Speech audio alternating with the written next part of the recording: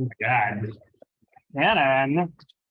It's so funny because I went to school with Shannon and I was like, when I saw that she picked this, I'm not gonna use the microphone. Let me know if you can't hear me. I have an insanely loud voice. But I when I saw she picked this slide, I'm like, of course she picks a slide where she's winning. Also, I look like absolute dog shit. But anyway, but I was so moved. That was so touching. I never heard that sincere. And I was almost crying. Anyway, okay.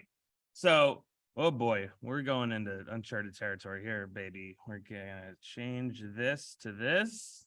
Is that working? Are people seeing that? No, they're not. You gotta shift this. Huh? Fucking hell yeah. See that? That's how it's done, baby. That's how it's done. All right, sorry. If I celebrate that much for opening a Zoom window, you know that I'm a psycho. Oh boy. Oh boy. See, it's all erased. All my progress is erased. Pinch mode. I'll get it, guys. No, it just needs to zoom in. There we go. Hell yeah. Okay. So there we go. So yeah, I really appreciate it. Shannon is wonderful. I'll talk more about her in the talk, baby. What's up, CCA? Yeah.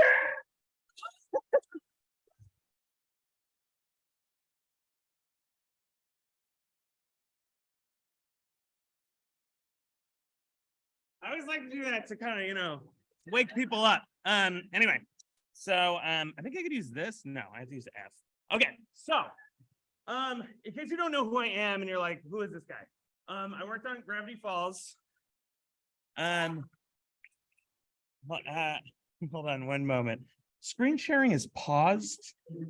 Do we know anything about this? Zoom share. Ooh, I'm getting a big arrow. See, guys. Uh-oh. Oh, shit. I stopped share. See, I was so fucking cocky. Now it's all falling apart. Oh, boy. Oh, boy. Okay, share screen. Okay, great. I'm gonna ignore it. How are we feeling about that little window? Okay, fine, that's fine. Okay, so anyway, yeah, and then I was lucky enough to direct and write this movie, Mitchell vs. the Machines. So if you don't know it, that's who I am. Because look, Pixar, Cartoon Network, DreamWorks, CalArts, I've been rejected from all of them. Where have you been rejected? Yell it out.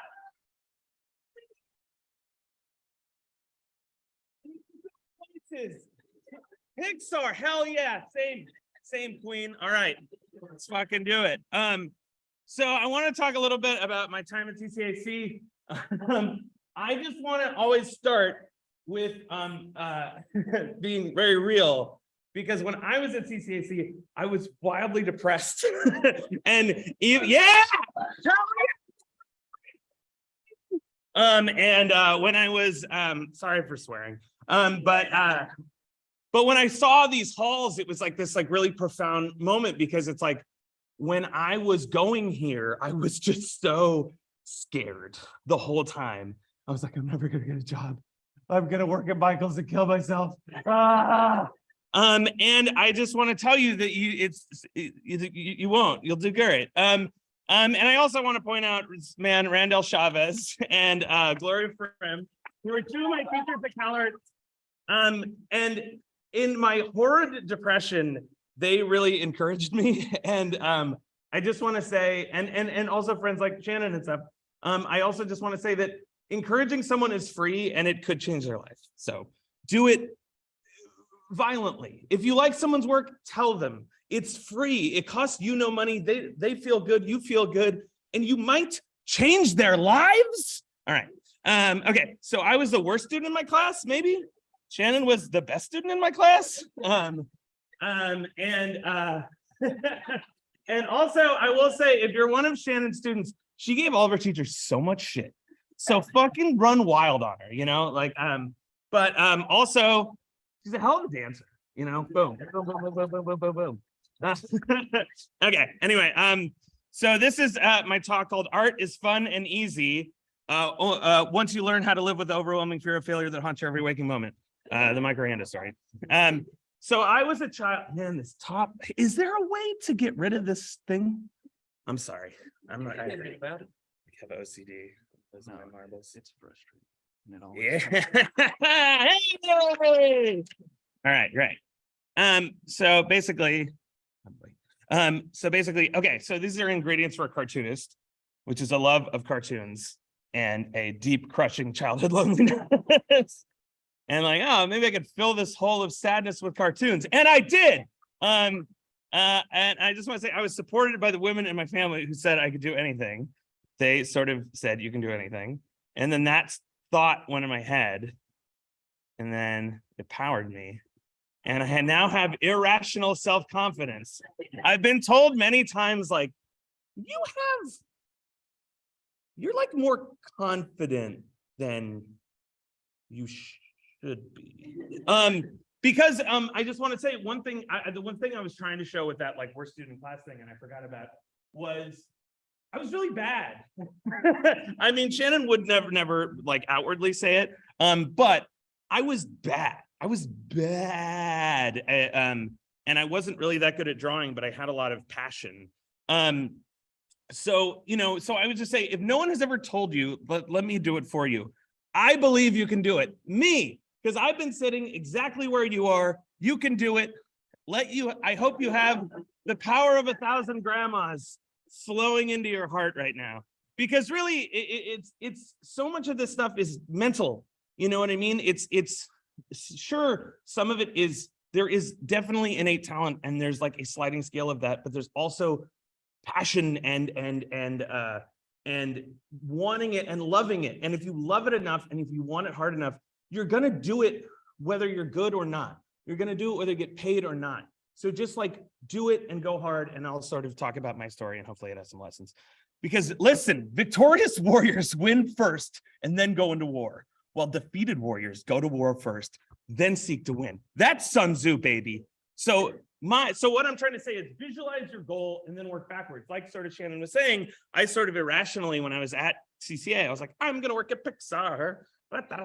No skills. But I had this plan, and it's embarrassing but empowering. So I want any one of you in the crowd, what is your wildest dream? Let's hear it.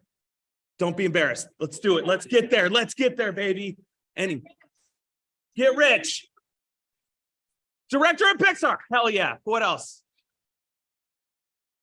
Make every video game ever. I love it. Let's get irrational, people. Because so when I was a kid, I was like, let me ascend to my drawing throne. And then these are my drawings. And I was like, oh, fuck, I'm bad? Nah. Well, how do I get a job in animation? And then I was like, no, that's what you need to do, huh? He's like, well, this is bullshit. I'll never be that good. What's like the bare minimum versus where I'm at? And it's like, it's a job in animation. I'm like, fuck. So I deeply contemplated this challenge, and I was like, well, I love drawing and cartoons, and I want to do what I love for a living, but I hate stuff that's hard. And I'm not even that good at drawing, to be honest. But according to like everyone, I can do anything. This is where my grandma came in. And I was like, I will do it. And I heard somewhere that Tom Morello from Rage Against the Machine, which is a very like 1999 reference, practiced guitar 12 hours a day. And I was like, I will literally draw 8 to 12 hours a day, every day. For years, I did it for years. I decided to ignore everything else in my life and draw instead. It was great. Just kidding. It was terrifying. I was scared all the time. I felt so afraid and alone. I literally had panic attacks. I was like, I'm going to art school, but I'm not good enough. And like I would be like up late at night, and this is like my mom with laundry, and she's like, what's he doing in there? And they're like, oh, I'm busy. And I'm like trying to learn how to draw hands. How do I draw Bugs Bunny? So 8 years later, I filled up all these sketchbooks. And which seems impressive. So I filled all those, and I did get better. After the 8 to 12 hours a day, these are like drawings after I got out of CCA. I did this one on the right in Richard Gayton's class. We love Richard Gayton, a king. But I did get better, but it's still not great. I was like 23 and I did these, but I'm still far, if you notice, this is sort of after I went through CCA. It still wasn't enough. I was like rejected from every job I was ever applied to. I applied to many. I even tried to get a job as a security guard at Pixar. I was like, I'll just worm my way in. Like, hello, Mr. Doctor. Would you like to see my drawings? Last thing they want. So I believed I could do it, and I worked super hard, but it still wasn't working. The formula for success was broken. And there is a secret to success in animation. And today, or art, also art. And it's in this box, baby. It's in the box. Oh, wow. Shake it. What is it? Oh, it seems not heavy. And what's in the box? What's in the box? So here's how I learned its secrets. I went from losing my mind at home with no job prospects in future to being a fancy director. And instead, I was living the dream. Instead of burning books, I was burning studio money. But so basically, I couldn't control how naturally talented I was, but I could control how hard I worked. So I'm like, I'm working as hard as I can. Why would he do this to me? He does not care if you're good at drawing, by the way. If there is a God, or she, whatever. So what was I doing wrong? Here's what I was doing wrong. I'm gonna tell you right now. I never put my drawings online. I never showed my art to my professors. I was like, they won't get it. It's like they would have got it. They would have gotten it. They would have said, this is not good. I didn't listen to my teachers. I never showed my peers my drawings, really. I only did it if I was forced to. I didn't even apply to the school I really wanted to. I hid all my art in sketchbooks. And why? Because fear. I was afraid. I was so afraid. This is me, and just the white guy. And because basically your life as an artist is a constant battle between fear and inspiration. Inspiration is a movie or show or game or book you really love, or a really good burger, or a great conversation with friends, or being in love, or the wonder of nature, or a song you love. You put that stuff as fuel into your head. Audio settings, get out of here. And then it comes out as art. But then sometimes what happens when like inspiration is gone, it's often replaced by fear. Fear will come for you. It knows where you sleep. And it's like, hey, you up? Your drawings suck, lol. And then luckily there's this cool guy. He's like, hey, I think you're great. Your drawings are good. This was made like in 4 years ago, so that's why it's like Gosling and not somebody else. Your drawings are good. They're actually the best. Why show them to anyone? You don't even need to do your assignments, lol. Let's chill on Instagram for a few 100 hours. But what? Wait a minute. What the fuck? Who is that guy? Fear is a shapeshifter. Ego, apathy, procrastination. You know all these. We all do. Don't fall for their lies. Sorry, should I use the microphone? Anyway, my children. They're all the same guy. So you have your hopes and dreams, like exactly like you said. You want to be a director, you want to make every video game in the world, you want to be rich. Those are your hopes and dreams, and you're like, ooh, going towards my goals. You're like, oh no. I was paralyzed by my fear of failure. Absolutely paralyzed. I was like, don't look at me. It was like I was playing a video game, but I couldn't bring myself to exit training mode, right? It was like Mortal Kombat character animation combat. It was like choose your fighter, but they're all shitty. It's like dun dun dun dun dun dun dun dun dun dun. I'm going against artistic growth. Dun dun dun dun. It's a different song. It's a Street Fighter song. Dun dun dun dun dun dun dun dun. And I'm like, oh God, please no. And then artistic growth's like, Jesus, this guy. I hid it because I was terrified to hear the scariest thing in the world to me, which is like, you aren't good enough and you never will be. You'll fail and you'll work at Michael's and you'll kill yourself. There's nothing wrong with working at Michael's, by the way, but I didn't want to do it. So anyway, that was like a mantra in my head. I was like, I'm not good enough. I'm gonna fail. I'm terrible. And I really thought if someone actually said that, if someone said you were not good enough, what would happen is I would just be like, oh, cool. I would just disintegrate. Again, this was around when Avengers Endgame came out. These references would be killing 4 years ago. Anyway, but I remembered one day I'm going to die. And so are you. Think about it. Sorry. Because I had a job doing data entry at the Monterey Bay Aquarium. And like, that's theoretically a cool job. Like I would go, and at the time I was like single, and I would be like, hey, I look at the aquarium, and then they'd be like, you feed the fish? And I'd be like, I do data entry. You some out. But anyway, I will say, it really opened my eyes having this job doing data entry, because even though it was like, it wasn't even an uncomfortable job. I could listen to podcasts while I was doing it. It was fine. But I was so depressed. I'm dying inside. I didn't want to have me old being like, I regret everything. So me as my younger self looked at my older self, and I was like, nah, dog, and let's go down. I'd rather die on my feet than live on my knees. I need to face my fear.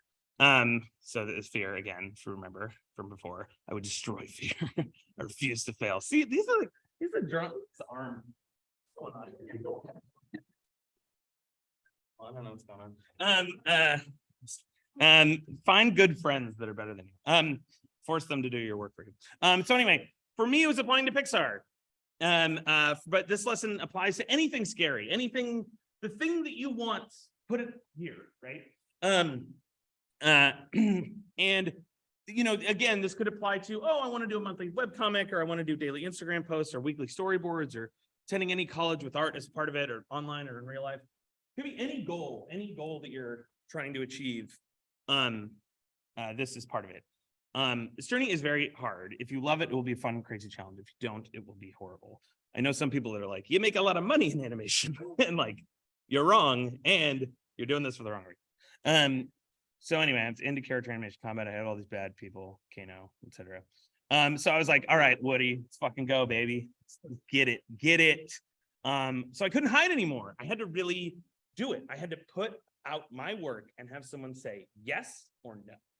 And it was the scariest thing in the world to me, because it was like, I didn't apply to Pixar for years because of this fear. Like I was like, maybe I'll do it when I'm 19. Oh, maybe I'll do it when I'm 20, 21, 22, 23, 24.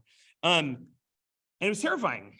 There's this portfolio day where you could sort of show your portfolio to Pixar people. It was some conference in Southern California.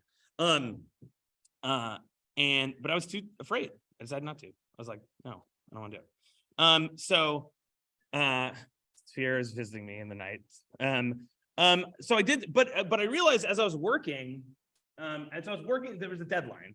That was what the point of this early one was. There's a deadline. I forgot about it. And I was working, and I was really afraid. And I realized I did some of my best stuff right as the deadline approached. I was trying to do storyboards and put together storyboard portfolio. And I worked really, really, really, really hard. I was working like 12-hour days. It's like after CCA, I was living with my parents. Sick move. I recommend it. And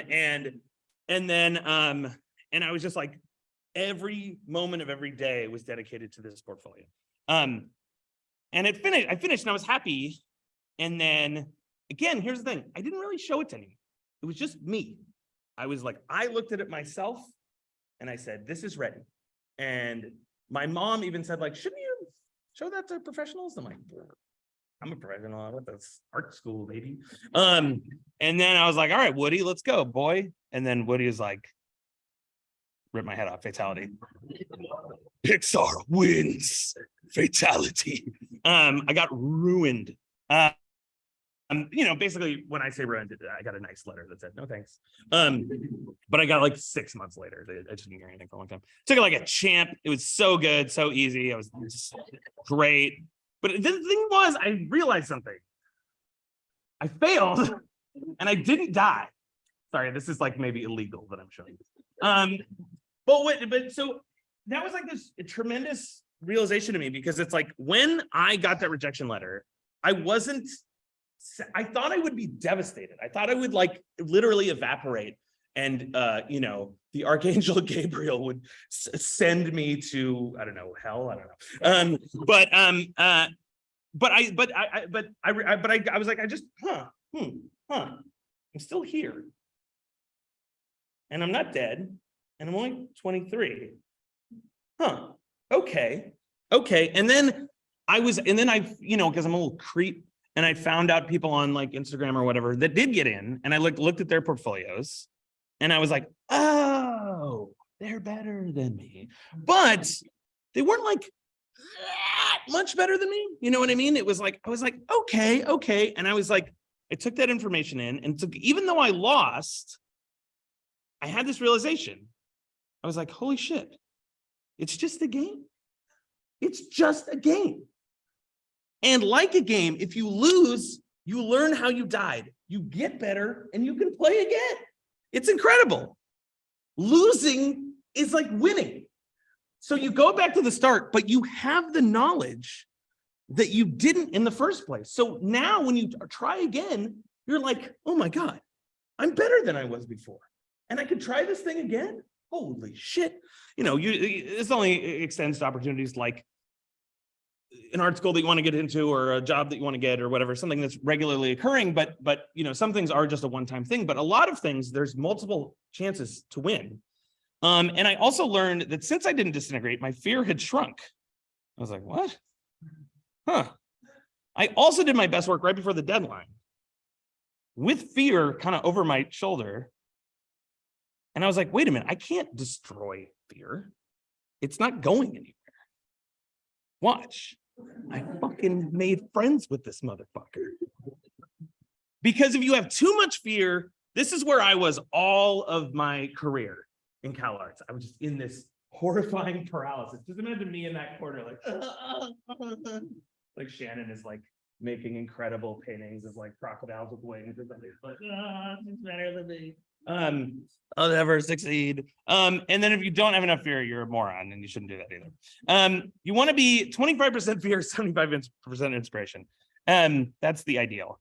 So you have this moment. So when this is the moment that I experienced over and over and over and over again in my 20s, where I was like, my hopes and dreams, animation, and then boom, come up like a phantom, boom, fear, there he is.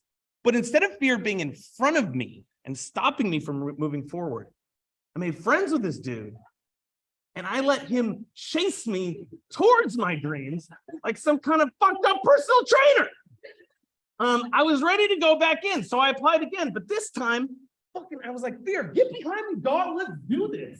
I set up a scary but possible goal with feedback and a clear win-loss state, it's basically like, I'm gonna try to do this, and at every step of the way, I'm gonna ask people for feedback, I'm gonna see what I'm doing wrong, I'm gonna study people that got in, I'm gonna try to do what they do, and I'm just not gonna stop, and if I lose, I'll be a little smarter, and I'll fucking apply again. And fear propelled me forward. He was just chilling with me. And my enemy became my best friend, baby. He's my new buddy. I made fear an asset. It spurred me to work smarter and not fear small critiques, but instead learn from them. Those critiques were fueling me. Instead of like those being like slings and arrows I had to avoid, I was like, give me those arrows. Yeah, that's making me stronger. Because it tells you what you're doing wrong. I compared myself to people online, learned what I was doing wrong. I went to portfolio day, learning what I was doing wrong. I even showed, there's this really great Pixar storyboard artist named Bill Pressing, who's like an incredible artist. And I showed him my portfolio. And one of the portfolio pieces was this like, it was like this German sheep boy.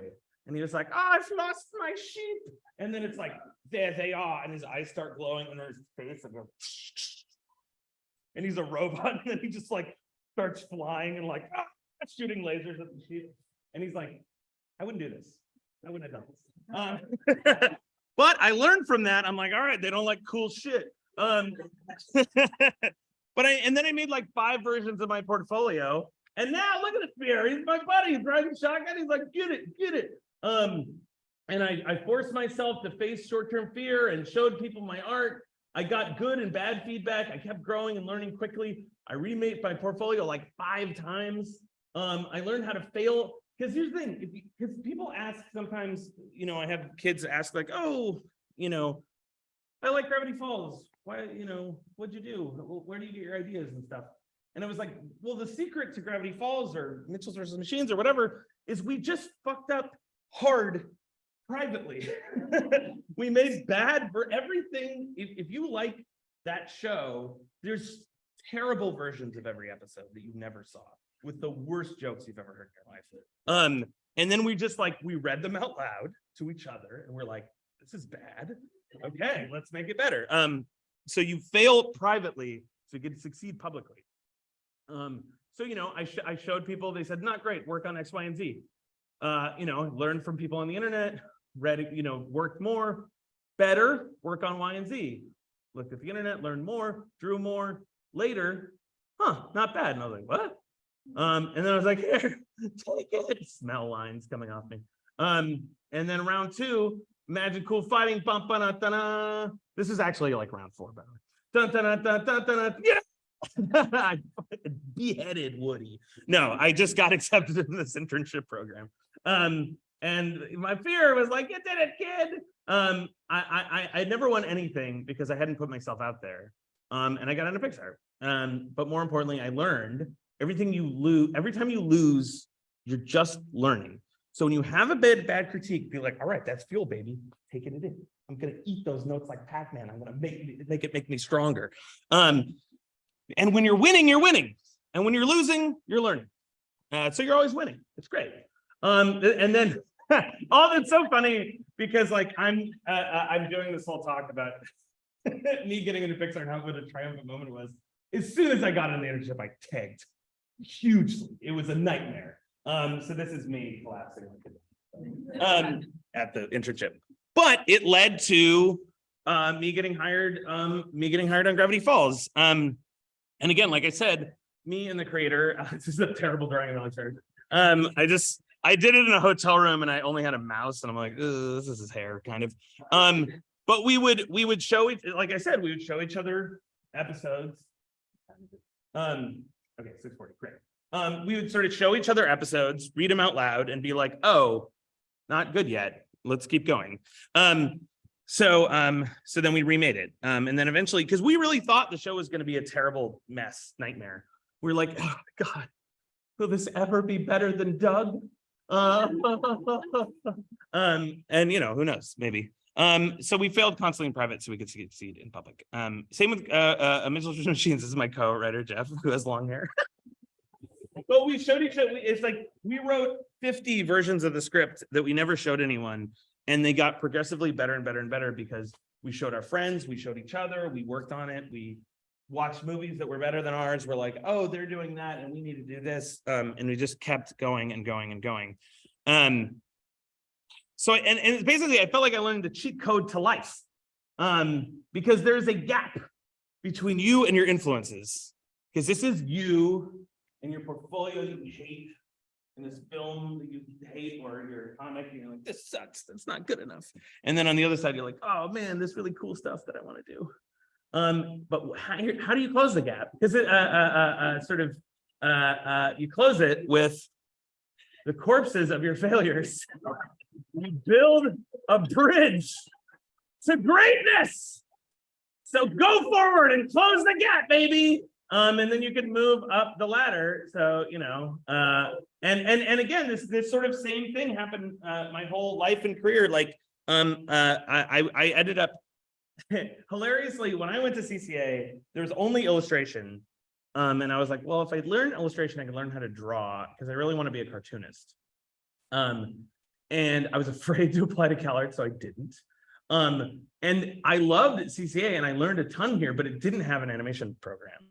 And hilariously, the year I left, like all the Pixar guys like mobbed up, like, what's up? It's me, Mark Andrews. What do you want to learn? I'm like, what? I just left. So anyway, I ended up going to CalArts, which is a wild move. It's wild to go back to art school. But I felt like I needed to do it, and I did it. And at that school, so one thing I would sort of encourage you guys to do is like make as many films as you can. The sort of dirty secret about CalArts is that it's not that good of a school. But this is a webinar. People are gonna see this. Don't. No, it's an amazing school. It's an amazing school. I was just kidding. For them, not you. I'll just put a piece of tape over this. But but anyway, but the amazing thing about CalArts is that every year you make a film. That's like the main reason to go there. Because you don't just make one film, you make 4 films. And as such, you get to go through the same process where your first film is gonna suck. Your second film's a little better, your third film's a little better, your fourth film's a little better. And I made my first year film, and I remembered the process of making my portfolio.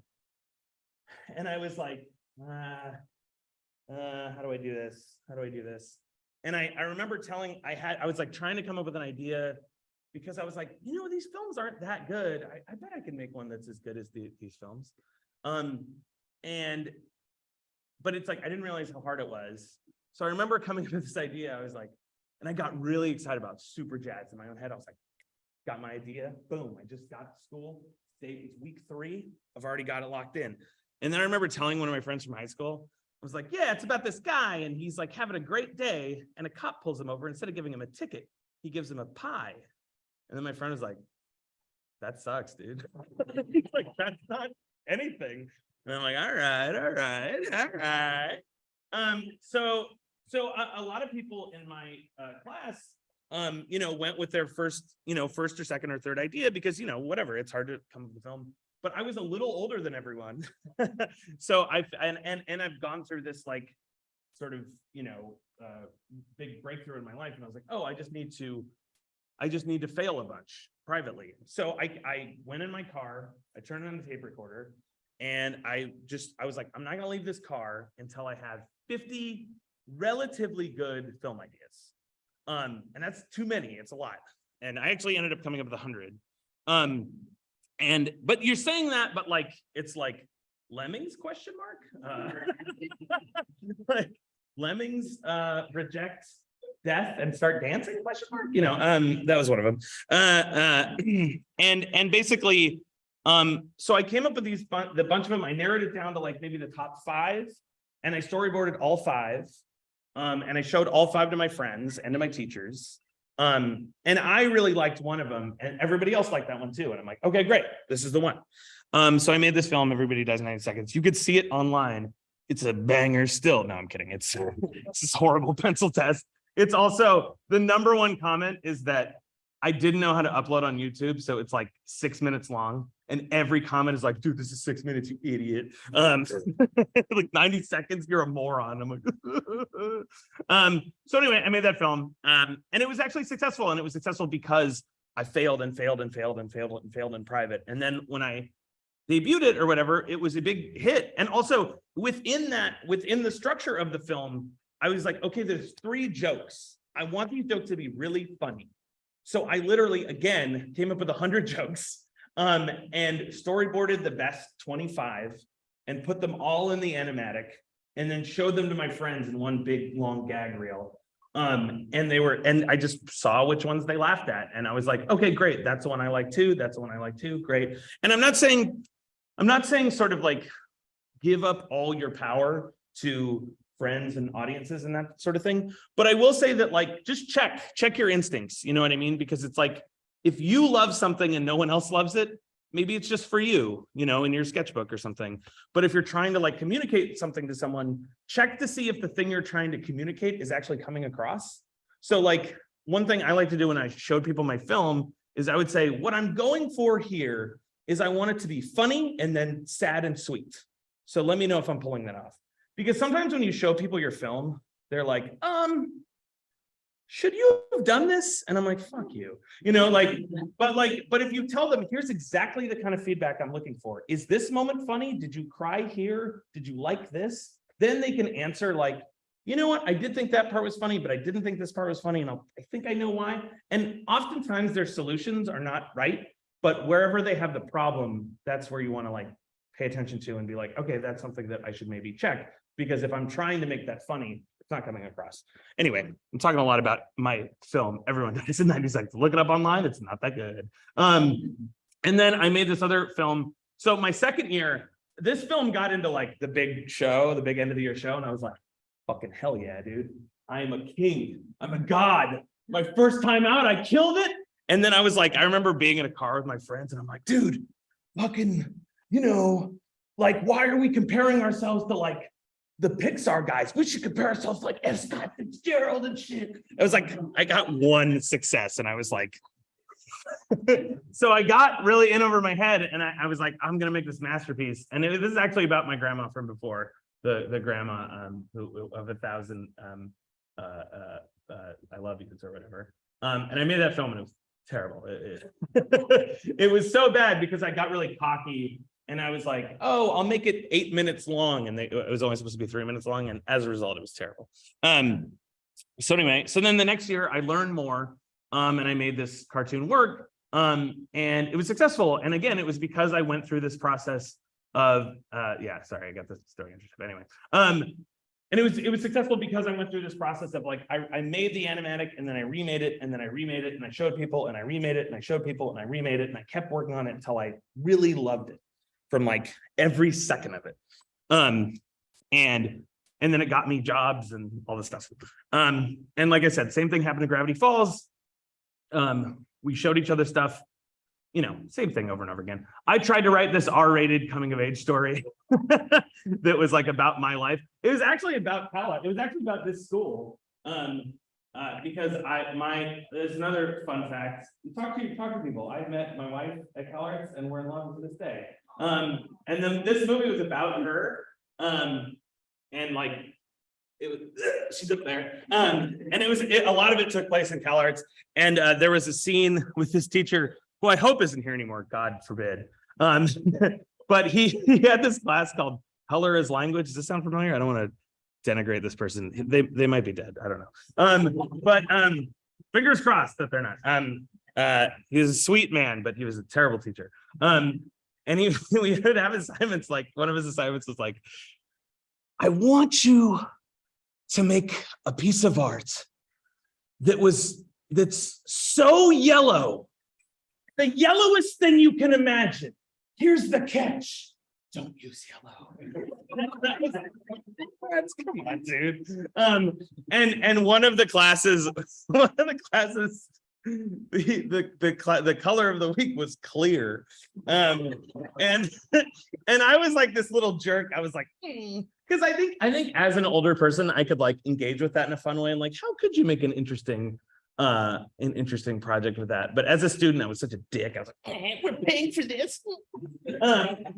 We being my parents. And I was like, so I was like, because I was in illustration classes, like, this is a waste of time. So I took a Scotch tape roll and I wrapped it in Scotch tape and I put it on the wall. And this girl next to me made this incredible crystal box. It was the fucking most beautiful thing you've ever seen in your life. It was like intricate and it was like a labyrinth and you opened it, music played. And I was like, everyone in the class was like, holy shit, this is incredible. And then the teacher walked by and he's like, he saw the tape and he's like, oh my God, this is what I'm talking about. And then he got to the girl with the box and he's like, It's like, what? You're an idiot. And he told her, he was like, look at this. And I was like, I like tried in the class. I was like, hey, I just was kind of dicking around. This is really beautiful. And he's like, no. Anyway, so art school is ridiculous. But I tried to make a movie about it and it didn't work. Because it was about a spoiled white guy who got everything he wanted, so it wasn't cool. And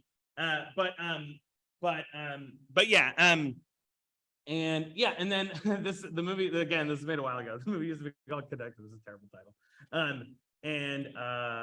There's a poster. So basically, yeah, and then you maybe face yourself. I don't know, question mark. And then, so basically, yes, it's time to learn. What's in the box? What's in the box? Okay, so I'll tell you. You guys ready? Ooh. Do we have any guesses? Does anyone have any guess what's in the box?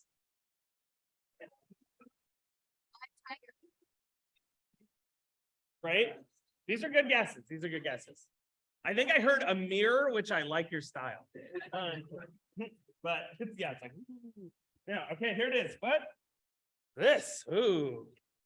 What is it? Oh, it's a sheet of paper. Oh. Ooh. One lucky student gets it. Okay. Who wants it? You gonna fight for it? I'll tell everybody. I'll tell everybody. This is secret to success in art, let's say.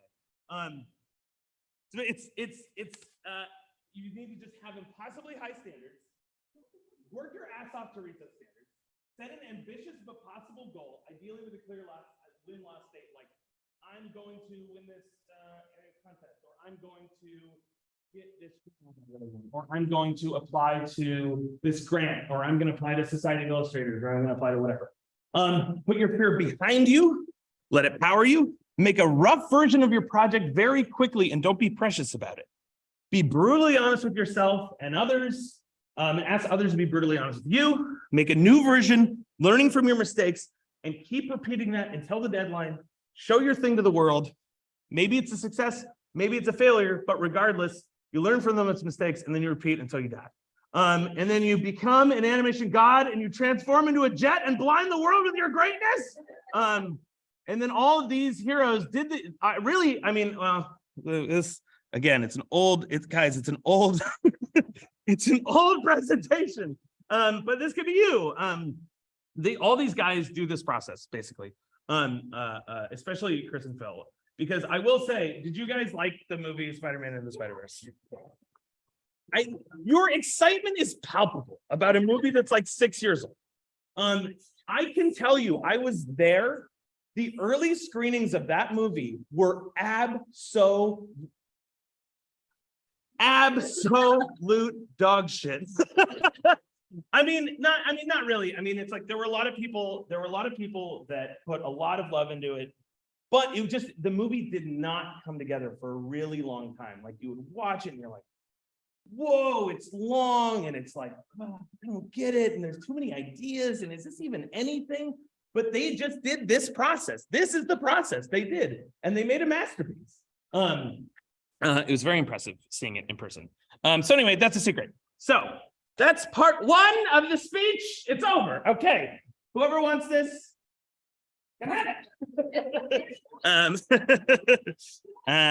Xerox it. Okay, so now we're entering part two. Part two, which is about changing the world. Because I truly believe that story and art can change people's lives. I do think that. I believe that to the core of my being. And I really think that stories can change the world. And when I say this, it sounds, whoever got the top of it, whoever got the bottom. But I really, this sounds like kind of Pollyanna-ish and kind of silly, but it's not. I really believe it. Because I'm going to give you proof. This is, see, this is I didn't use the fill tool. I just painted black. I'm a professional. Anyway, so I found a bunch of headlines and I didn't read the articles. No, I'm kidding. I've read a lot about this. But there's been study after study that reading literary fiction improves empathy. They found it again and again and again and again. And it's not just literary fiction, I believe.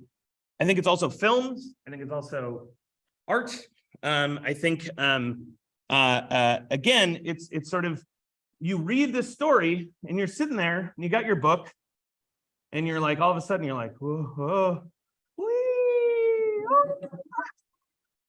woo, because you can live other people's experiences. It's amazing. Whoa, holy shit. Okay, I know what happened. Wait for it. Maybe. Yeah, there we go. So anyway, you can live other people's experiences. It's an amazing like magic trick that you all can do with your comics and films and illustrations.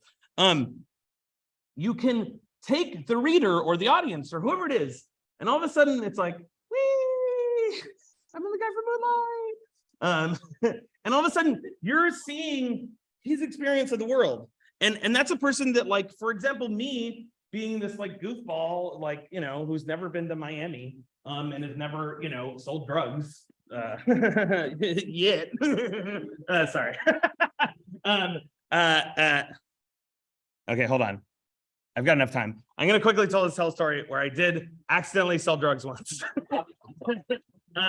I was in Las Vegas with my cousin, and it's all good. But I was in Las Vegas with my cousin, and I found a bag on the ground, and I lifted it up, and my cousin was like, "What is that?" And we were like looking at it like apes, and it was like a bag of white powder. And then the guy's like, "Hey, how much?" And I was like, "What?" He's like, "I'll give you $50 for that." I'm like, "Okay." And then I just gave it to him. And then my cousin's like, "You're a drug dealer now." And I was like, "No." And I was like, he's like, "Dude, don't worry about it." So anyway, a little fun fact about me. Anyway, sorry. I felt the energy flagging. I want to give it a little. So anyway, so yes, so literary fiction allows you to live other people's experience. So you sort of see the experience of somebody who's completely different from you. A sort of Japanese businessman in the 50s, a bureaucrat who finds out that he's going to die. I've never lived that experience, but by watching this guy's story, there's a movie called Ikaru by Kurosawa. And by watching that story, I felt like, oh my God, because it's actually an amazing movie. It's not like the normal thing you would expect from some movies about a person who's going to die. It's really about legacy. And it's beautiful. And it really affected how I live my life to this day. Same with WALL-E. I don't know what it's like to be a robot, but I do know what it's like to be lonely. Or a movie like The Farewell or My Neighbor Totoro or whatever. It's one thing to say, remember childhood, but stories let you experience those moments. They let you really experience them in the here and now. So a book like The Jungle by Upton Sinclair, which is a book this man wrote, exposed what it was like inside slaughterhouses, and it led to legislation where the meat industry, a bill passed the Senate, basically cleaning up the meat industry. So that book changed the world. Your webcomic could change the world. Trust me. And books like this, Uncle Tom's Cabin and Black Boy, they raised awareness, started conversations, affected people's hearts and minds, helped prime significant cultural change to two of the most significant civil rights victories of all time. There's still a lot of work to be done, but I will say, I think these books were part of that swell of awareness in the 60s and 70s about sort of racial inequity. And I think I've actually personally experienced moments where this movie, Brokeback Mountain, my mom, I will out my mom again. Do not show this video to anyone. But my mom used to be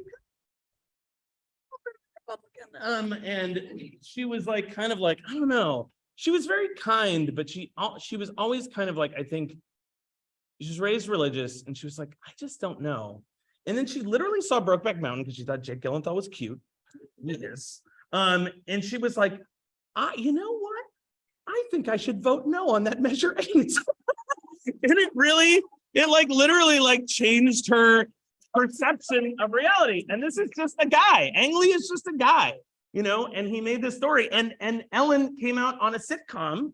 And so many people in sort of who are a generation older than me talk about that moment being a moment where they felt okay to be who they are, and that's like a sitcom, because art creates emotions, emotions create beliefs, beliefs create actions, and actions create change. Because you can hear something like this. You see this great Google image search quote, "There was never a good war or a bad peace." And you see it and you're like, yeah, well, whatever, I don't care. But then you watch a movie like Grave of the Fireflies. Has anyone seen it? Devastating. I saw that movie, and for the first time, I'd seen so many movies about war. I saw that movie when I was like, I don't know, 26 or something. And I was like, I felt like I experienced for the first time what it was like to be in war. And it was devastating.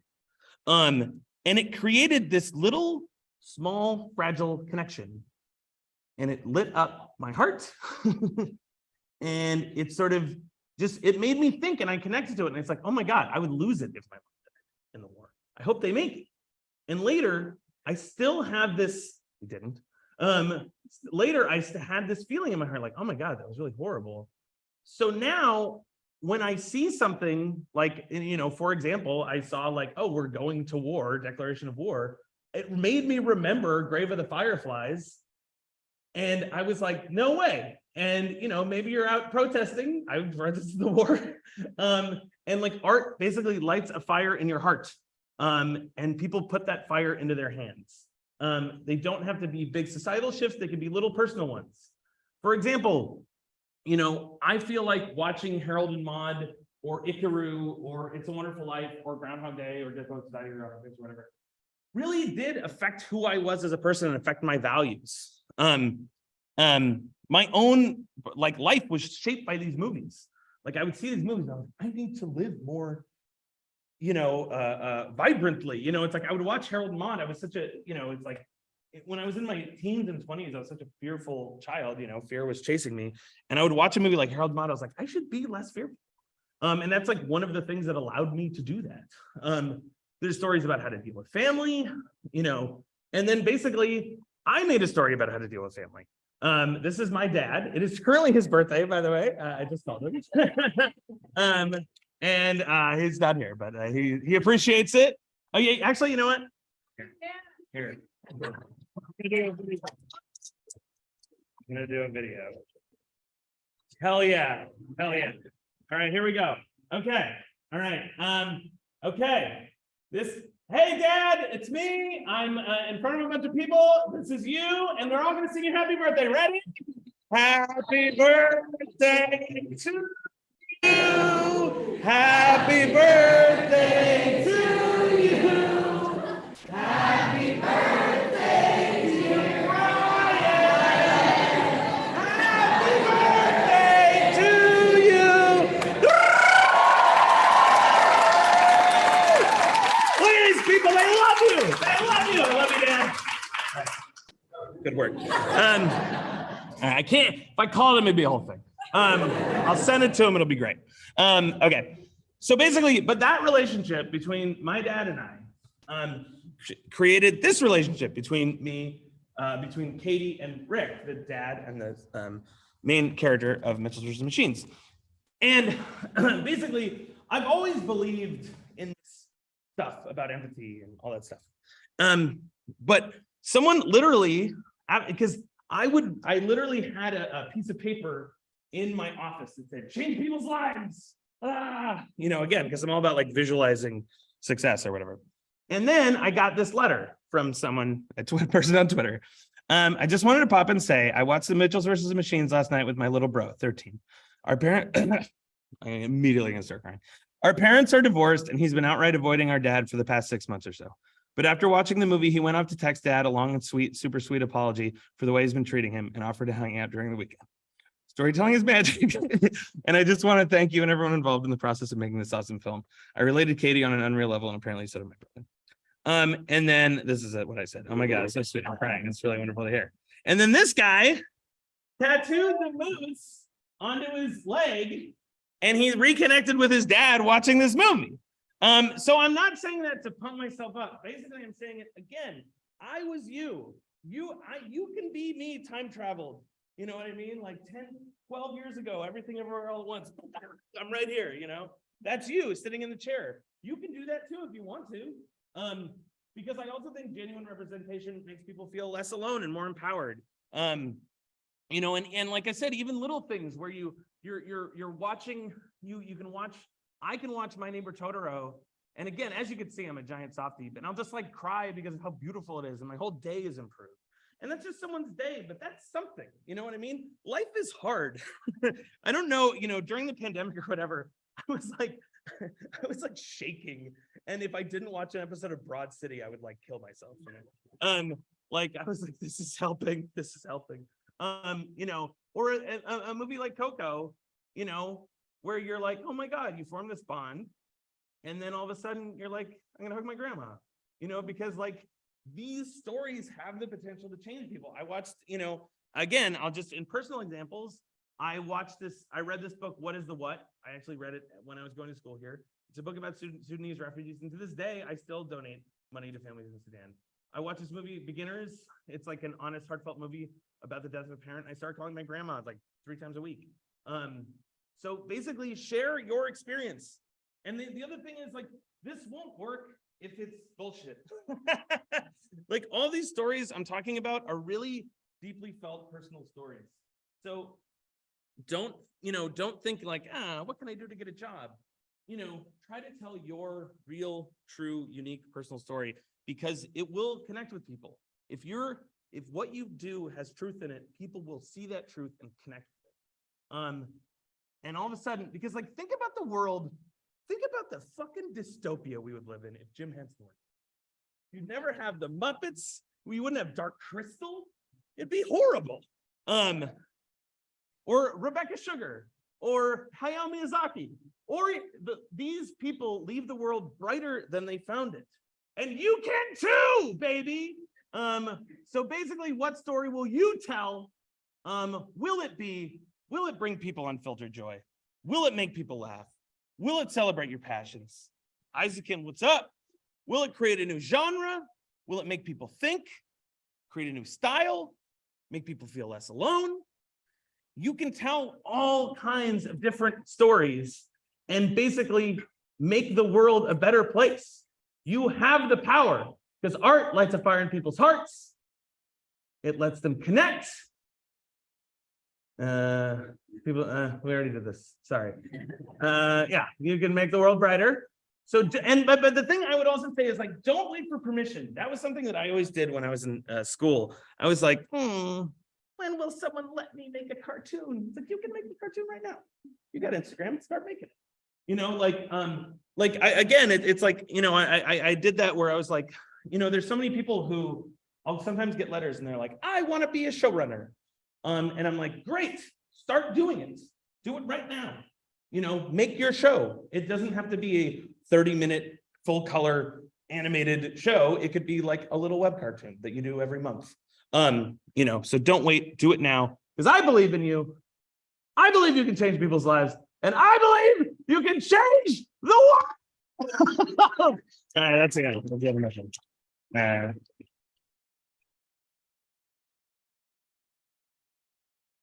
It's a little shorter than I thought it'd be. But does anyone have any questions? Yeah, go. Do it.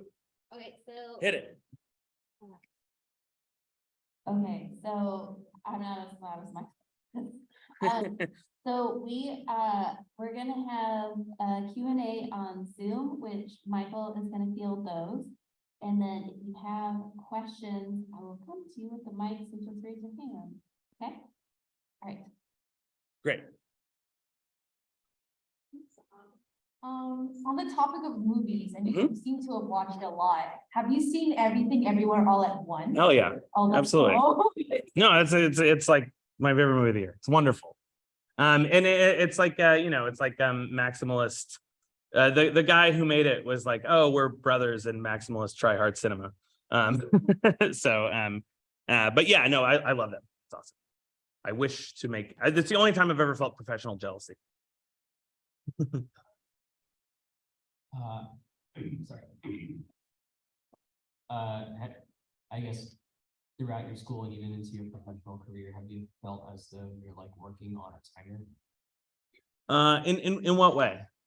I guess in the sense of like, no matter how hard or how fast you're trying to work or how much time you're trying to give something, it seems as though there's never enough time to really bring something to its full completion. Oh yeah, no, that's a great question.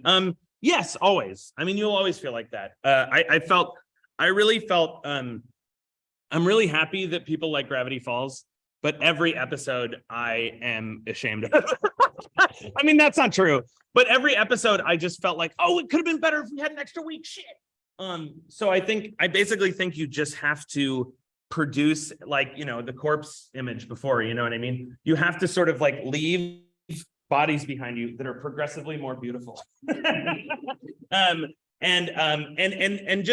think it just, there's like a Zen part of it where you need to accept that this will not be perfect and this will not be the total ascension of who you are as a person. This is just the latest thing you made, and just making sure that I think it's more, one thing that was a big learning experience for me is, I don't know if you remember, I made this short called Michael and Aldine. It was terrible when I was all hyped up on myself. And when I was all hyped up on myself, I made my goal, make the best short of all time, make the best animated short of all time. I'm very grandiose, as you can tell. And I failed miserably because my goal was to make the best animated short of all time. The next year, my goal was to make Say, make the best animated short that I can make in this time frame. So if you can just accept yourself, like, look, I've got this much time. I got 3 weeks. I'm going to put my all into it. And at the end, this will be the absolute best thing I could have done in that 3 weeks. And you have to be okay with that. And then, if you just do that enough, you'll be wonderful and amazing artist. All right, we're gonna grab one question from over here, and then we're gonna do a Zoom question. At what point after college did you feel that your portfolio was good enough for you to go to the places that you wanted to go to? I never did. I still don't. I will say, it's like these drawings, like this is as good as I draw. It's not that good. So I mean, basically, I really went by, it was less about like my portfolio or my body of work. It was more just about like the current next objective, and I always tried to make that next objective something I was really excited about and really passionate about. So, like getting into this, getting into CalArts was a big deal. Getting into the Pixar internship was a big deal. Getting that job at Gravity Falls is a big deal. Getting this job at Sony was a big deal. So it's like, I really think of it in terms of like getting somewhere, you know what I mean? Rather than like, I look at my portfolio and it's beautiful. Because I also think that, portfolio is just a tool, right? It's sort of like a tool to show people your work. I would sort of treat it different than you would treat like, for example, if you have a comic or a web cartoon or something, I would sort of put that in a different category than a portfolio. I kind of think of a portfolio as like a professional document to get you the next thing, which might seem gross or something, but that is really how I think of it. I don't know. We have a question from somebody's tuning in from Mexico City. Hey, Oh, boy, people. don't tell anyone what I said, guys. Yeah. Don't tell everyone in Mexico. Here's the question. Are or were you ever afraid that your close loved ones would see how you actually felt while sharing your story in the media you create? I know you said we should let fear chase us towards our goal, but how do you deal with it? Oh yeah, sure. No, I will say the first time I showed my I remember I showed the first time I showed the movie The Mitchells versus the Machines. It was a very early cut of the movie, and I showed it to my dad, and it's all about him. And to me, I was like, this is a statue to this guy. It's like I had a complicated relationship with my dad growing up, but it's like we're great now. So I really felt like he would love it, and he hated it. He was really mad. He didn't hate it because he actually thought it was like funny, but he was sort of hurt by it. And I was like, it bummed me out because I really wanted it to be sort of a celebration of him. But I think I would just sort of say, if you're making work that's really personal, good fiction, you're giving your characters a fully fleshed out reality and the benefit of the doubt.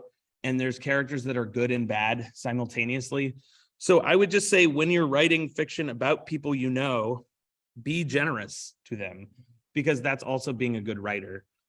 Because people have different sides, and even if someone seems like a villain one day, they'll be a hero the next day. So yeah, just be I think the job in that is doing your job as a writer and being generous. All right, another question. All right, your hand is up. I have a question. How do you present your idea to the studio? Oh, great question. That's a really complicated one. I think there's like really two answers. I actually think I get this question a lot because there's a lot of people who want to make their own shows. The couple things I will say about that: making your own show is the hardest thing you will ever do in the world. I used to have a full head of hair. My hair used to be beautiful and brown. It was great. I was never good looking, but my hair was a lot nicer than it used to be. And it ages you, and it's really tough. So one thing I would say is, I would sort of think, instead of pitching your ideas, I would try to get on a show in any way you can. Storyboard revisionist, production gopher, just, email people and be very, you have to be kind of like a relentless cockroach, I would say, but I would say a relentless yet polite cockroach, where it's like, you know, we got this email from this guy, and he was incredibly polite, but he sent the email every week. And he was like, hello, I heard, and he wrote a really nice personal thing. He's like, I've always been a fan, blah, blah, blah, blah, blah. I really love X, Y, and Z. And I was just wondering if you'd be interested in, if I could ever potentially show you my work. And I was busy at the time, so I didn't say anything. But he emailed me 2, 3, 4, 5 times. I'm like, all right, it's easier to just look at this guy's work. And it was pretty good. And then he was like, and then basically he became a production person, and now he's a storyboard revisionist, and now he's a storyboard artist. Like you, you can find those ways in. And I would say and that is a better way to eventually make your own show than just trying to dive in and make your own show. Because if you just try to dive in and make your own show, you'll probably fail because it's really hard. You need to like get your reps in. Like, for example, if somebody would have offered me the Mitchells versus the Machines before I worked at Gravity Falls, Mitchells versus Machines would be terrible. Because I learned, it was like, Gravity Falls is like lifting weights. It was like we made 23 little movies. And then eventually I made a big movie. And Gravity Falls is so much exponentially harder than making your short 2 to 3 minute films. And Mitchells vs. Machines was infinitely harder than making Gravity Falls. So all that is to say, it's very hard. And the thing I would try to do instead of pitching your own idea is just try to get any job in an animation studio. Just get your foot in the door. Because once you do, you'll be able to meet people and just be nice and ask, hey, I want to be an artist here. Is there anyone I could talk to? And eventually, you know, if you're persistent and you're good, you'll succeed. Hi, so for context, I'm a recent graduate where I've been looking at job applications and everything's entry level. Like they say, years of experience, whatever, right? So Yeah. I was wondering if you had any advice for how exactly you get professional experience. Hey, I got a quick one right now. Lie. Boom. Done. Oh yeah, I work for this guy. I don't know. People, I mean, look, you can take that with a grain of salt, but I will say I have lied a couple times in crucial points in my career, and it has benefited me greatly.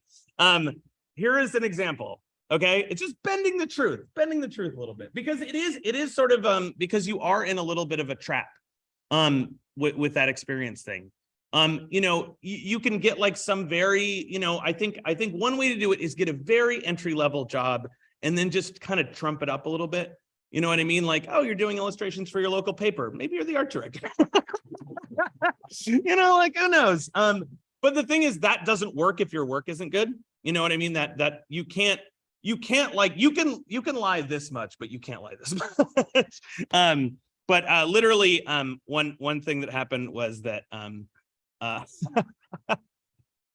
can finally admit all this stuff. But one thing that happened was on Gravity Falls, I never actually directed an episode. I was more like kind of like a junior showrunner. I was like kind of Alex Hirsch's sidekick. But I had the word director in the title. And then so people just kind of assumed that I directed a bunch of episodes, and I never said no. I was like, yeah, sure. And then at one point I told the producer, like, Kurt, you know, like, I've never actually directed anything before. He's like, hey, Mike, close the door. Never fucking say that out loud ever again. He's like, I don't like hearing that, and you can never let anyone else hear it. And I'm like, I was like, it's all a joke. He's like, no, that's not good. Anyway, so that's kind of bad advice. But I will say, if you get a very small regional jobs are kind of easy to get. So I would sort of try to get one of those. Just have something on your resume. And don't be afraid to trump it up a little bit. You know, get spicy. A couple of questions in Zoom. One's a short one, and then there's a lot of ones. So Okay. here's the short one. Is it okay to submit a storyboard portfolio done in Photoshop to a television animation studio that mostly uses Storyboard Pro? Yes. If it's good, it doesn't matter. All right, cool. Here's a longer question. Hiya, student from England here. Again. Cool. What's up? I was wondering if you always wanted to direct, or did you ever consider working solely in pre-production concept art? Oh yeah. No, that's a good question. I will say when I was working at, this is really embarrassing to admit now, but when I was going to CCA, all I wanted to do was do layout, was do character layout for Spumco. I really loved Ren and Stimpy. And I was like, one day, and then, you know, bad stuff happening. A lot of cartoonists. What are you doing, guys? Terrible. But anyway, I only wanted to be a layout artist. And then I realized that the thing I was really excited about was storytelling. And it was partially one of those teachers I showed earlier, Gloria Frim, who was really sweet and was like, "You're a good writer." And I'm like, "Really? Nobody has ever told me I'm good at anything. Thank you." And so I was like, okay, well, I'm semi good at writing according to this nice person. So I just started kind of veering towards storyboarding. And then through that, I started writing more. And through that, I kind of learned, you know, when I was sort of saying that I crashed and burned at the Pixar internship, the reason why was because everyone else was a better draftsman than I was. And I just kind of panicked and a bunch of other things. But I just learned that I was like, oh, that storyboarding is not really what I'm good at. And then I sort of eventually fell into writing, and then I fell into directing based on, I really cared and I really wanted, I was like, if I was doing storyboards, I was like, oh, I know how to carry them through to make that joke land, or I know how to carry them through to make that emotional beat land. So I would just start doing directing stuff on the job, kind of annoyingly, where I would just send emails and I was like, hey, here, just no big deal. You could take it or leave it, but here's what I would do. And people started noticing, and they were like, oh, this guy seems good. So then they made me creative director, and then I became director. So long story short is, you don't even need to have some elaborate great goal. I kind of think it's nicer to have, at least in the beginning, to have sort of a more mundane, not mundane, but sort of more achievable goal, because it's easier to reach. And then once you're there, you can decide, okay, do I like this? Do I want more? Because sometimes, you know, people love just being a viz dev artist or something, where they're like, oh, this is what I'm happy doing. So also don't be afraid to just do that either. If that is the thing you love, do that. It's way easier and more fun. All right, I know that there's a hand.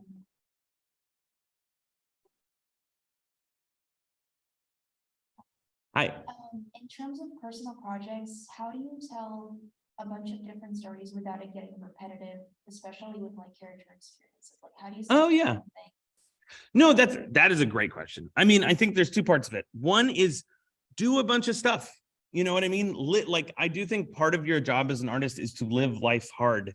If someone opens a door, run through it. If somebody's like, hey, I'm going on a road trip to, I don't know, Venezuela, I'd be like, okay, I'll go. As opposed to, I don't know if I should, you know, just consider that part of your artistic practice. Because I do think the more life you live, the better stories you tell. So that's one part of it. The other part of it is just in terms of being repetitive. It's like, I really just do think we all sort of like contains multitudes inside ourselves. But I do think it's important to challenge yourself to try not to tell the same stories over and over again, you know, to be like, okay, well, I've already told us, because like, for instance, me, you know, we may or may not, there's no way to tell, this isn't anything, don't tell anybody. But we may or, you know, let's say there was a Mitchell sequel, let's say there was. Then if there was, I would never want to tell the story of a father and a daughter again. You know what I mean? Because like, oh, we already did that. So what is the other meat of that story? Is maybe it's the daughter's relationship with her mom, because my sister and my mom have this really close relationship. Maybe that you can mine that for the son and the dad. We haven't talked about it all. So it's like, even within a story that you've already told, you're like, okay, what are the different facets of it that I haven't told before? Because I do think it's really important not to repeat yourself, because the thing is, people notice and they get bored, you know? So it's also a good challenge to you as an artist to see what else you have to say.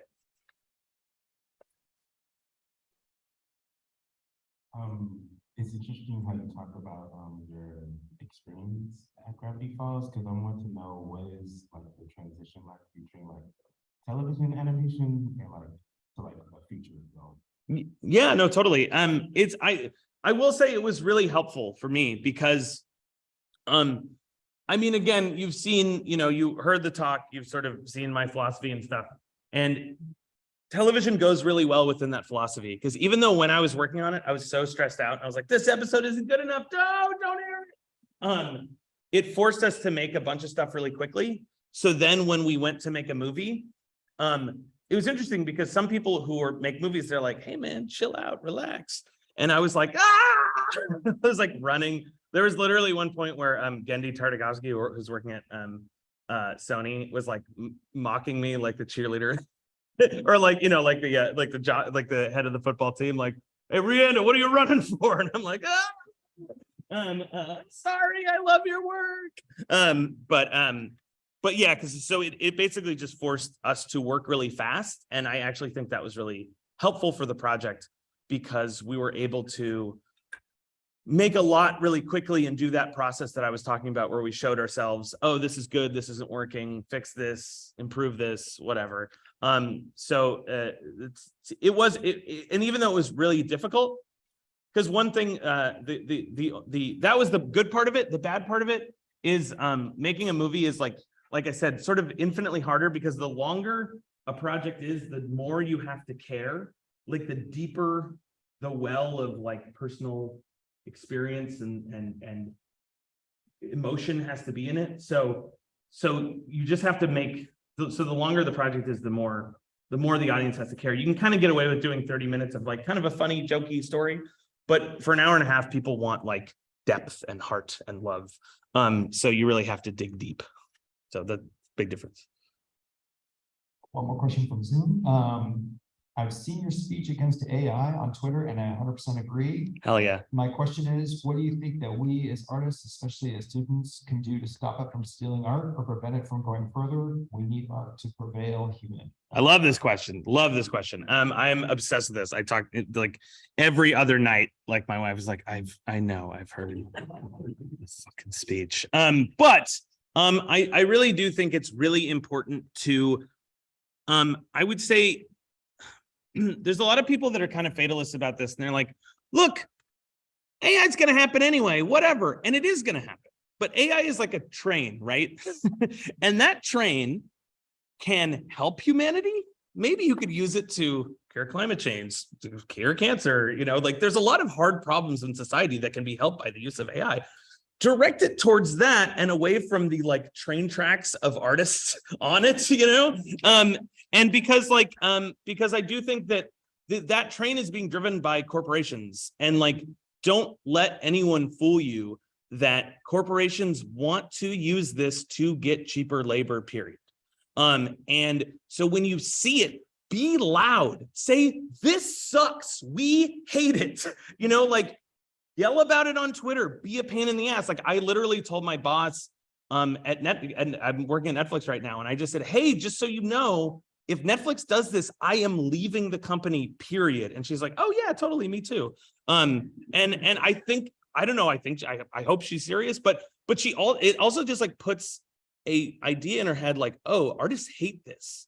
So just like, I would say one thing you could do is be vocal. I do think people, I was just talking to someone who was like, talking to AOC's office about all this stuff, like, you know, let it be something that powers you. And just remember, don't be a fatalist about this. We are in a period where we can stop this. You know what I mean? Like, it's like, we've got like 4 years to make sure that we all don't get replaced by robots. So like, let's go, people. You know, and I just think whenever it happens, be loud in opposing it.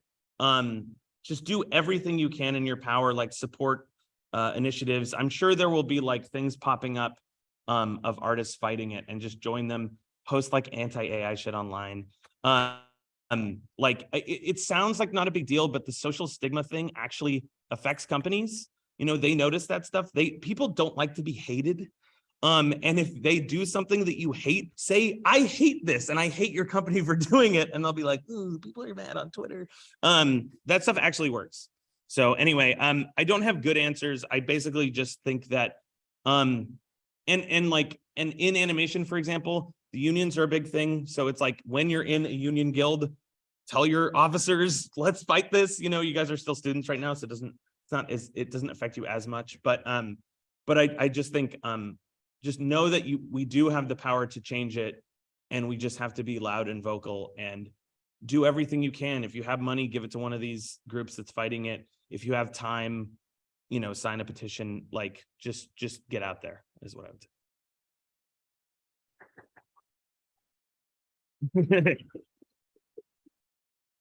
All right, we have a couple more questions. How are we on time? Oh, also, by the way, just before you know, whatever we're on time, there's a robotics company right down the street. We burn that place to the ground tonight, baby. No, I'm kidding. So, okay, write this down. Lie on your resume. Burn down the robotics company. All right, we're good on time, so we're gonna keep the questions going. Great. Cool. Hello. So sometimes like I want advice on like ways to keep yourself in check.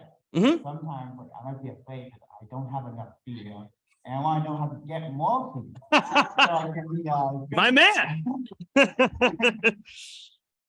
Yeah, no, you know what? I will tell you these things. These are real things that I've done in my life, because you guys are kind of lucky because you're in a system right now. I would say one thing is like really use the school that you're in. Like, it's really tempting, especially when you're 18, 19, 20, 21, to like kind of be like, fuck school. I mean, I know you're not, no one's like taking it for granted, but it's like, I'm not going to do the assignments they want. I'm going to draw on my sketchbook.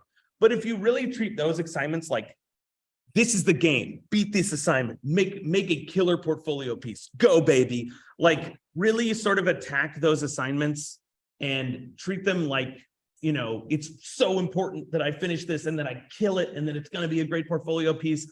Like let the natural structure of school power you a little bit, because when you're not in school, you have to do goofy stuff. Like I did stuff when I didn't have a job where I would like I would send my friend a check for $5,000 and I would say, you get this check unless I deliver you 3 scripts by the end of August or whatever. And it's like, it worked. I didn't want to lose that money. I wrote 3 scripts, you know, like, and it also helps kind of to do it publicly and just say it out loud to a bunch of people. Like, I'm giving my friend $5,000, you know, or however much is in your bank account, like all of it, you know, if I don't finish, and you will be so afraid that you will do it. But since you guys are in school, you don't have to resort to that kind of nonsense. You've already, you know, the money's already here. So I would just say use school to the fullest of its abilities. And, you know, like, even if it's assignment, find a way to love every assignment and find a way to make that assignment like your favorite thing. Like, I am gonna like eat, because there's tons of assignments at school where I was like, this assignment kind of sucks. And then I was like, what's a version of it that I would love? And if you like tweak your brain a little bit, you're like, oh, that'd be really fun. And then you're like having a good time, and then it becomes a personal piece to you. So it's like, don't let schoolwork just be schoolwork. Find a way to love it and find a way to make those deadlines really palpable for you. And I think your work will improve. Hello. First random fact, I am actually from Venezuela, so if you ever want that road trip. Tonight, let's do it. No, I'm kidding. But my actual question is that now that you've been literally nominated for an Oscar, how do you keep yourself motivated in your work when you've reached a comfortable position in your career? Let me show you. I'm going to show you a slide. It's gonna really bring it all into focus. It's still there, baby.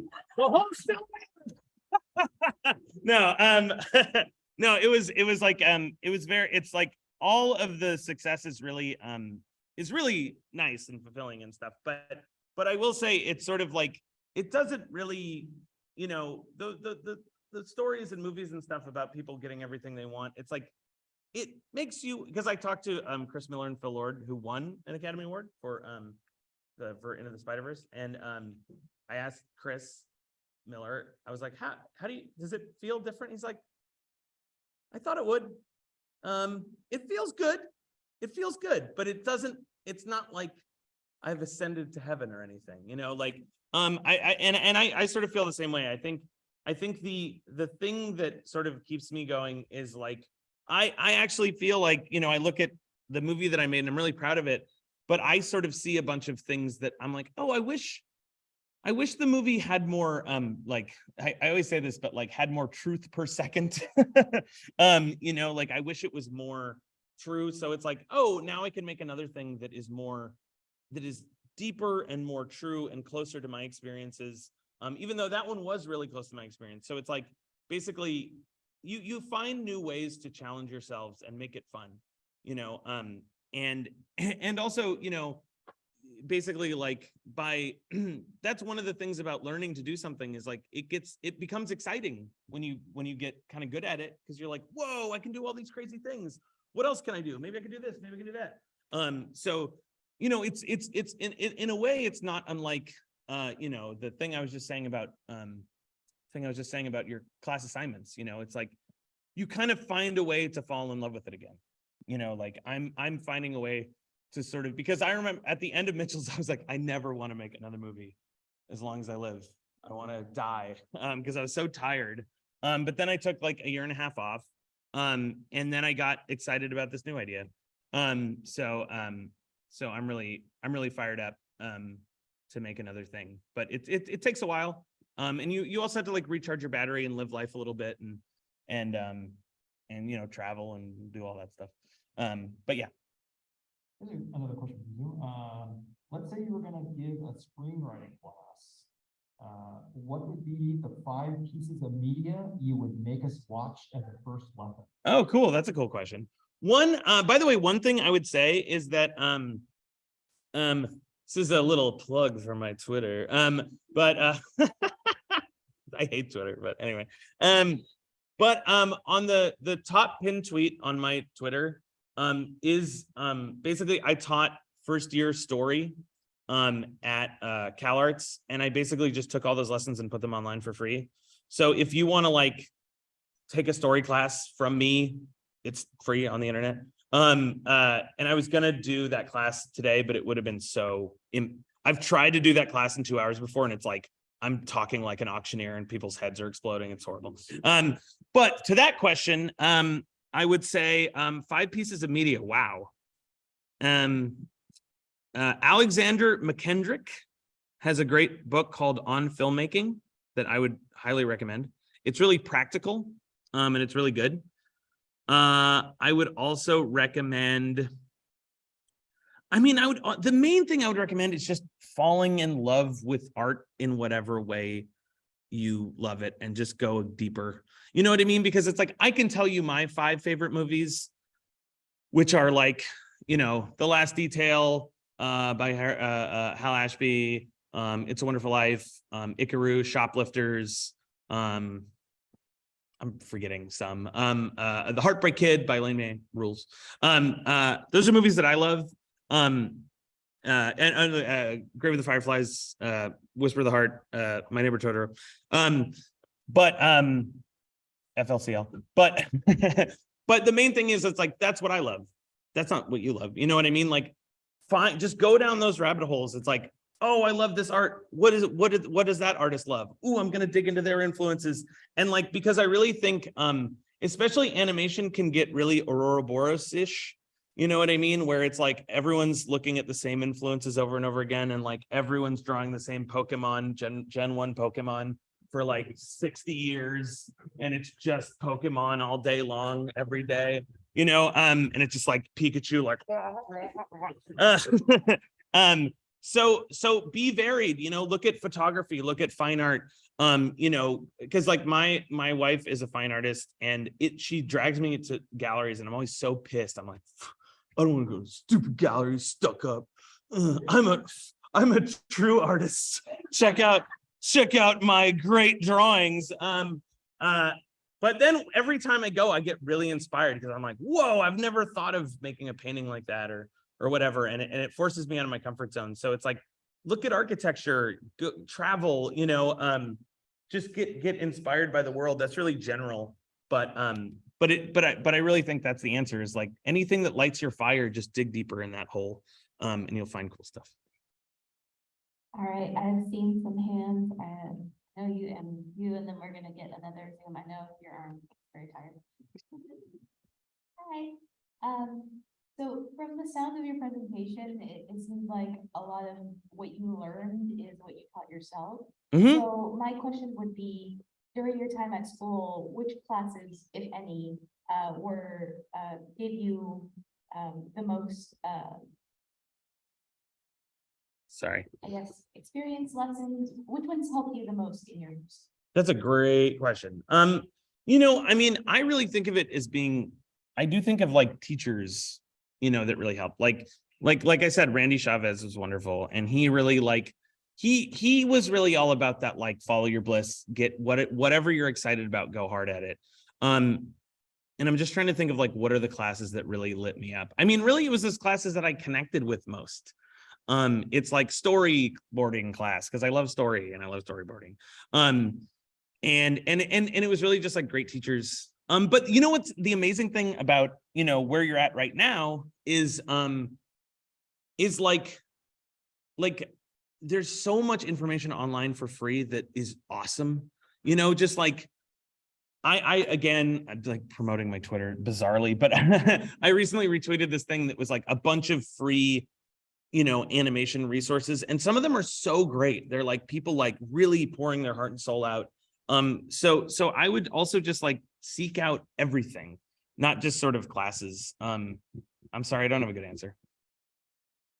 That's as good as I got.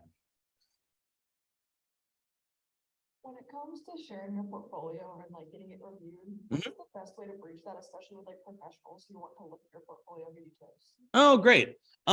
I think again, it's sort of I would say just be incredibly, find people that you respect and that you genuinely respect and that you're not putting on an act, and then tell them and be really sincere about how much you love their work and be specific. So for example, I've given this advice before, and someone who's in the seminar or whatever wrote me a letter, and it was a banger letter. Just 10 out of 10. It was like really going for it. You know what I mean? Don't be afraid to kiss ass. You know what I mean? Because it's like, I mean, kissing ass, it's sort of like, oh, you're just experiencing. It's like, I appreciate your work and here's how much it meant to me and blah, blah, blah, blah, blah. Because that really does make people stop in their inbox. Because, there's when like you're very marginally, when you have the tiniest blue check mark of all time, people will like go in your email and they'll be like, hello, sir, look at my film. Here is portfolio. And I'm like, Jesus, like I'm never going to look at that guy's portfolio. But it's like, but if it's like, your work meant so much to me since I was a child, I'll be like, well, what does this guy have to say? And then the other thing I would say is like, here's a real killer. Don't say, can I send you something? Just send.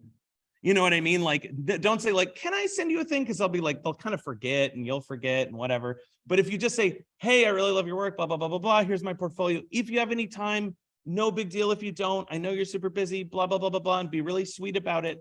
And you can get your work looked at that way. And here's another thing. Here's another key thing.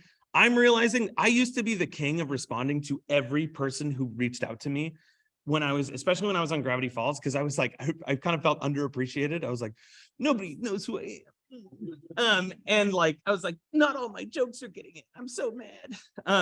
And then if somebody wrote me a nice letter, I'm like, hello, and some of those people are like now in the industry and stuff. Morgan Hillebrand, random people. And I was able to give them a lot of advice. So find people low on the totem pole. You know what I mean? Like, check out like your favorite show. Don't email the creator. Like, email like the storyboard director whose episodes you really like, or whatever, or like someone down the totem pole, like some storyboard artist, and you're like, all their episodes are good. Maybe they're good. Maybe they're maybe they're the strong link or whatever. Because those people are also more likely to give you advice because they're more likely to have time. And they're more likely to be flattered. You know what I mean? To be honest. So yeah, just flatter people. One last question from Zoom. After making the mentals versus machines, what did you learn most from being a director, and how would you bring it into your next film? Oh, that's a great question. You know what I learned the most about being a director? It sounds Pollyanna-ish, but it really is. It's and you guys can do this too in your artwork and stuff. Is like, here's another thing that I was really afraid of in school is being collaborative. Some of the best work in that movie came from not me. You know what I mean? Some of the best work came from Jeff Rowe, my co-director, or Guillermo Martinez, our head of story, or Lindsay Oliveira is our production designer. Like, when you're working with other people, tell them I found that it was really helpful to tell them the goal. Say, hey, here's where we're going, and here's kind of the ramps, and just bowl hard, baby. You know, because like, it really let them shine. So instead of saying, here's exactly what I want, it's, it looked exactly like this and blah, blah, blah, blah, blah, because then I'm only getting work as good as I can make. And then everyone's kind of tracing my shitty stuff. But if I let them have their superpowers in the movie, and I did the same thing with actors, honestly, like I used to really be a bad voice director because I was like, can you say it like this? Da, da, da, da, da, which is like, you're not supposed to do that. Like, I'm a professional. But like when I really let the actors like, hey, why don't you play around with it? How would you say it? Here's, try this improv line. Oh, that's funny. You try that. You know, all of a sudden, all the work really kind of came to life because I let all my collaborators do what they did best instead of trying to control them. You know, it's like kind of engaging in kind of controlled chaos. All right, other questions?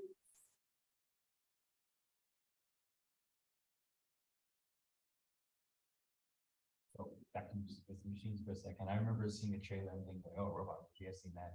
But and then, you know, like 5 months later, I finally watched it. You know, it's great, right? It's got all this unique humor, all these personal notes. So I wanted to ask how you go about, you know, other than just improving our experience, how you go about making something that's been done so many times, you know, original TV impression. Yeah, no, that's a great question. It's really, you know, and I really learned this from Chris Miller and Phil Lord, who are wonderful, who made Spider-Verse and the Lego movie and all this stuff. I was really interested in their approach because their approach is, how do you make every single moment surprising? You know, and the poster boy for this I use is like, in the movie, Katie has this little USB drive, and I was like, oh, she should draw a bomb on it so the audience remembers that it's like the kill code or whatever. And then like Phil was like looking at it, and I was so tired at this point, and I was like, God damn it, I'm so tired. I can't take another note.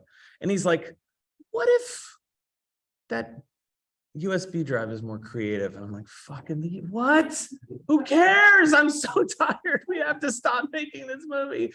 And then he did this little drawing of the bomb, the USB drive having little eyes, the little slits in the USB drive being eyes. And then the USB drive was like a little character holding the bomb. And it was so much more charming than the little drawing. And it made the movie like that much better and more surprising. And it's like taking that thought process to every decision in the movie. Like, how do I make the intro surprising and weird? Okay, I found this crazy video of an ape screaming. I don't know, maybe let's fuck around with that in the edit bay. Oh, that's really funny. It makes all our friends laugh. Maybe we leave it in the movie. Let's have this crazy transition that Katie's drawing herself. Maybe that'll make this moment more interesting. And it's like these little micro decisions all across the movie. And you just try to be really honest with yourself about each moment. You're like, is this boring or cliche in any way? If it is, squash it. You know what I mean? Like every moment, like this line of dialogue, it kind of feels like I've heard it before in 10 other movies. How would a real person say it? Or what is the craziest thing I can do in this situation?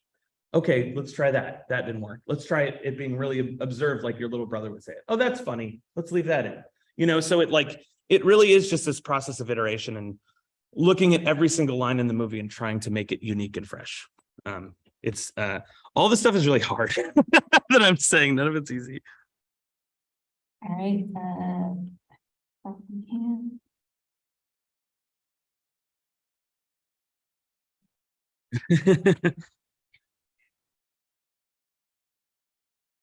All right, we got a few minutes left. Any last questions? Get them ready. Okay, hi, I hope you can hear me. Yes. So you were talking about in rituals, especially where a lot of it was based on your own experience and your own relationship with your dad. Yeah. What was exactly like the line that you like crossed for yourself, where it's like, don't go like too far into it, where it's like, this will make me burnt out and sad, because I have that problem and it's very obvious. No, that's funny. It's actually the studio on the first draft of the movie were like, why are these parents together? And I was like, Great question. They're like, what's going on? They're like, what's going on there? And I'm like, so you know, sometimes you can be too honest. No, but I do think it's like it's sort of the answer that I was saying before, which is like, you know, trying to be generous in your writing and see everybody as a fully dimensional character really helps, you know, because it's like, you know, it's that thing that fiction does or whatever, you know, you really see, it's like Wicked or whatever, you know, like you really see the story from different people's perspectives, like Rashomon or something. And you're like, oh, they're the hero of their own story and they don't think they're doing the wrong thing. Or this person thinks they're the hero and they don't think they're doing the wrong thing, but they're accidentally doing the wrong. They're kind of right and they're kind of wrong. Because that was like, for example, and some people still think the movie is too much like this. Like Rick was like a real villain in some edits. And Katie was a real pain in the ass in some edits. And we had to like balance it to the point where they were both kind of right and kind of wrong. So I think that's, you know, you try to be authentic about people's flaws, but also give them grace at the same time. So that maybe that's the way that you don't burn out. All right.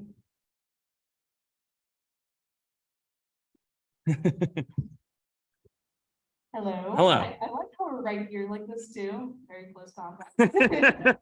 So let me just start by saying I'm in a really, really fun class right now called thesis. Okay, cool. So, Is this illustration thesis or Yes, animation? yes, Okay, got it. illustration thesis. Cool. With Bob, I don't know if you had Bob. Yeah. Oh, nice. Yeah. Yeah. So the form of my thesis is kind of intended to be a film pitch to animation studios. Uh-huh. And I'm a traditional artist that's kind of delved into digital. Mhm. So I kind of wanted tips on how I should approach my film thesis. So far, I've written kind of a framework of the story, and I've kind of wanted to make a lot of visual development works, character design, Yeah. story art, all that. Mhm. What general tips do you have? Do you feel like if I did traditional and digital, it would show versatility, stuff like that? Yeah, no, that's a great question. I mean, it's a great question because I'm actually like very embedded right now in the development process because I went through it when we made our movie. And I wish I had it on here, but I don't. I actually have it on that talk online on Twitter. Check it out, people. No, but it's on if you go to this like Rise Up animation class and the fourth talk, I give this big talk about pitching. And I have a lot of that information there, and you can see visual stuff of what exactly I pitched to get Mitchell's greenlit. But I think to me, I truly don't think it matters digital versus traditional. It's like really like if it looks good, it looks good and nobody cares.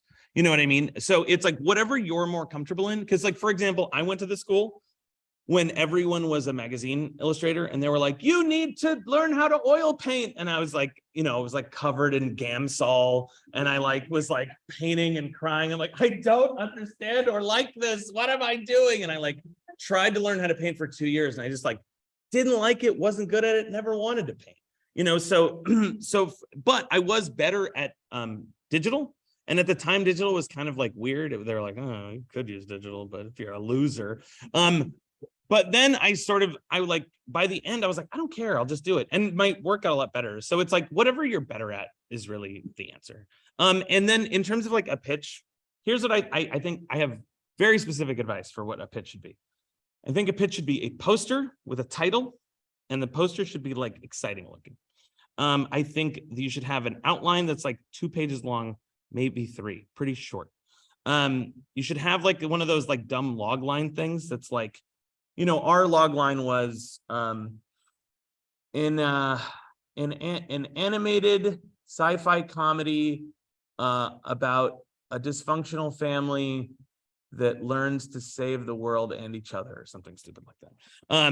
And then also I would do a couple pieces of viz dev, 2 or 3, and like try to make them look exactly like you would want the movie to look, even if that's like wild and crazy. Like, don't worry about it because you're not actually going to make the movie at this point. You're just trying to sort of show your vision. And then the other thing I would do is a storyboard sequence that is timed to like an animatic. And then I would really work the hell out of that and make that great. Make it about 5 minutes and make it try to show the tone and characters of your piece. I'm actually doing this, like trying to do this development program right now where I'm having people do that, because that's what we did for Mitchell's, and I thought it was really successful. And I could go into the ins and outs of the development process. It's boring, but that is what I would do if I was putting together a film pitch. Cool. All right.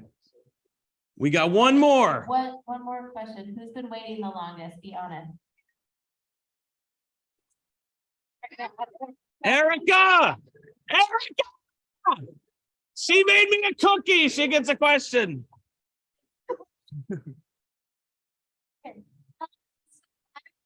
Trying to think of a question because it feels like anything I would have wondered you already said. That's very nice. But since I'm a student, I'm an illustrator. I'm in like the before stage of entering in the art world sure. fully. Mhm. And my chosen storytelling medium is picture books. Cool. And I'm lucky enough that I feel like I have a million ideas and I Yeah. want to do them all. But I don't know which one to say, yes, you should publish this story. Mhm. It's very well written and I'm an illustrator. Uh-huh. Because I feel like I have a lot of stories I want to tell, but I'm not sure which one I should lead with first. Oh, good. Hey, I know exactly what to do. What I would do if I were you is I would try to make very short little versions of each, because the nice thing about picture books is that they're relatively short. So it's like I'd make like little flip book, like honestly, like on printer paper and pencil, just really quick versions of your, I don't know, 3-4 favorite ideas or something. And then just show them to people and say like, hey, which one of these do you like the most? And then kind of pay attention. But remember, when you're showing stuff to people, the biggest vote is your vote. You get like 100 votes and everyone else gets 5 votes. You know what I mean? So it's like, so ask people, and if everyone hates the idea that you love, maybe go to the idea that everyone loves, but don't if you really don't want to. You know what I mean? Like take people's advice into consideration, but that doesn't have to be the end all be all. You know what I mean? Or alternately, if people don't like the one that you love, ask them why not, and then try to make it better. Because it's like maybe the thing that you love about it isn't coming across. Like tell people, hey, I love this because of this. How do I make you understand that?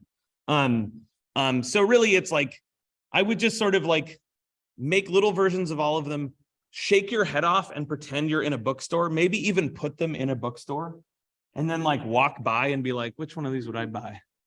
Oh, this one's pretty good. And then the bookstore security guard is chasing you and you're like, I don't know why he's doing his job. But like I said, it's sort of the same thing with the process, is just make a lot of little stuff and don't be too precious with it, and make it quick, and sort of see broadly, just squinting, which of these makes you happiest and which makes other people the happiest. And hopefully there's something in the middle of that Venn diagram that pleases everyone. That's my way of sort of saying this is the end. You guys are beautiful. Thank you for coming.